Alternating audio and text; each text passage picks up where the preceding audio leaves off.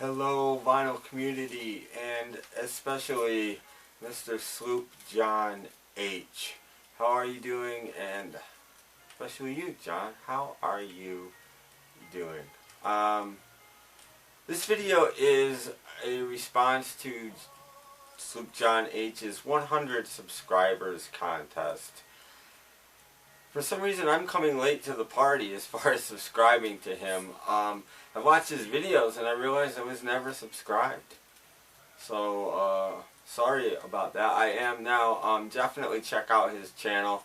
Obviously, by his name, he's a huge Beach Boys fan, but he's also a huge Beatle fan and huge just older music fan. And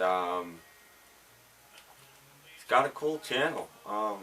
So check it out. And he is having a 100 subscriber contest, so I thought I would take a little time and make a video. And for that contest, he wants us to answer 5 questions. The first one being, what did your parents listen to? Which I thought was a great question, and it's the main reason I want to make this video. My dad didn't really listen to that much music. Country later in life, but at that point in time, just the radio. And he did have an 8-track player. He had to use car lot. And he did have an 8-track player there. And I remember a Uriah Heep Return to Fantasy 8-track and the Beatles' White Album on 8-track were there. As far as my mom had one of the big console stereos that you were supposed to have in the late 60s and early 70s. And she had 20 or 30 albums, but I don't remember most of them. I do remember, oddly, she had the Doors' L.A. Woman, and she had an Impressions album. I think she belonged to a record club, probably Columbia Record Club, and she was a huge fan of Charlie Rich, and she did have this album, definitely the Behind Closed Doors album, and that's what I'm playing behind me. And she also had the Beatles' Rubber Soul. I remember that distinctly. In fact, I wound up with her copy, but I sadly no longer have it. And she also had Hey Jude. And this could be her copy, but I don't think it is. Don't think I have that either. So my mom listened to local AM radio and pop music, basically. That might be where I got some of it from. I mean, there were Beatles in the house, and there was Charlie Rich. I know I got my love from Charlie Rich from her. So, that's it. And like I said, they both listened to WENY, the local AM radio station. Second question was, name an album, and there's more than one, but name, I'm going to show a couple actually. Name an album or 2 or 3 that isn't on album, that you wish would get reissued, whether it's been on vinyl before or never on vinyl, whatever. Something you really wish would get reissued. So I pulled 3 CDs here. My first one is by the Posies, Frosting on the Beater. This came out in 1993. Has never seen a vinyl release in America, and it's very scarce worldwide. So that's high on my list. Another one is from 1994, the Gin Blossoms. This might even be 93. Took a long time for this album to get successful. New Miserable Experience. Not on vinyl, at least in America, ever. In fact, I've never seen a copy anywhere of this on vinyl. It may exist somewhere, I don't know, but, yeah. And, I also pulled this, Ringo Starr's Time Takes Time. A really good Ringo album. And as far as I know, it's never seen a vinyl release anywhere. This is like 91 maybe, something like that. And, there's also Chaos and Creation in the Backyard by McCartney, Flaming Pie by McCartney, Off the Ground on McCartney. I'd like to see all of those put out on vinyl. Driving rain they can skip. Okay, his third question was, try to make sure I get these in order.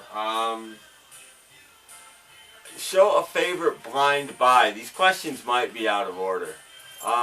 But show a favorite blind buy. Something that you knew nothing about and you bought it anyway. And I know it's hard to think of these things. But I came up with this. A band called Swag, which has a bunch of really cool people in it. Ken Krumer, who had just been kicked out of Wilco at the time. Tom Peterson from Cheap Trick is in this. Great album. I first bought it on CD. I did put on my headphones and listen to a little tiny bit at a Borders Books before I bought it. But I think I would have bought it anyway. And I knew nothing about it. It's called Swag, and I looked at the people, and there's a little bit of who they are. And I fell in love with this album. This was my favorite album for a couple of years. This came out in 2000, and Yep Rock did re-release this on vinyl, which is an awesome thing, except I think they took it directly from CD. It sounds a little dead to me.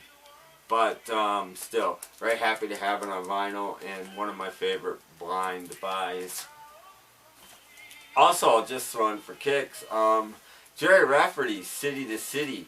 I kind of knew who he was because of Steelers Wheel, and I might have heard Baker Street once on the radio when I bought it. I bought it really early, just after it came out, and I really didn't know anything about it. And all through the late 70s, that was one of my favorite records, so that's another one.